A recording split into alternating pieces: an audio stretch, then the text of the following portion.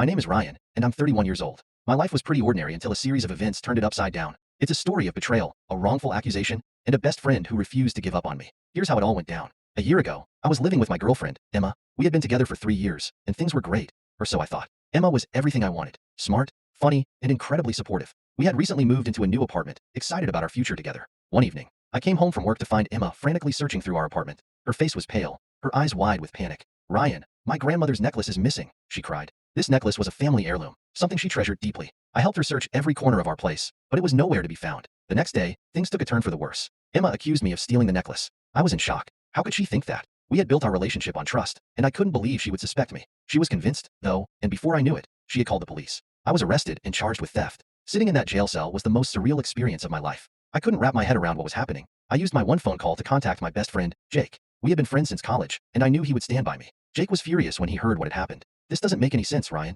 I know you didn't do this. I'm going to find out what's really going on," he promised. Over the next few weeks, Jake visited me regularly, keeping my spirits up and updating me on his investigation. Jake started by talking to Emma's friends and family, trying to piece together any clues. He discovered that Emma had been acting strangely for a while, withdrawing large sums of money from her account and making secretive phone calls. He followed this lead and eventually found out that Emma was seeing someone else, a guy named Tom. Tom had a criminal record and a history of conning people. Jake suspected that Emma and Tom were in on this together, trying to frame me so they could run off with the money and the necklace. He needed proof, though, and that's where his detective skills came in. Jake managed to hack into Emma's email account and found a series of incriminating messages between her and Tom. They discussed their plan in detail, how they would accuse me of the theft, and how they would sell the necklace once I was out of the picture. Armed with this evidence, Jake went to the police. The police were initially skeptical, but Jake was persistent. He showed them the emails and explained the situation. After a thorough investigation, they finally believed him. Emma and Tom were arrested, and the charges against me were dropped. Walking out of that jail, free at last, was a feeling I can't even describe. Jake and I celebrated that night. I moved in with him for a while, trying to rebuild my life. The whole experience left me shaken, but also incredibly grateful for having a friend like Jake. He never doubted me for a second and went above and beyond to prove my innocence.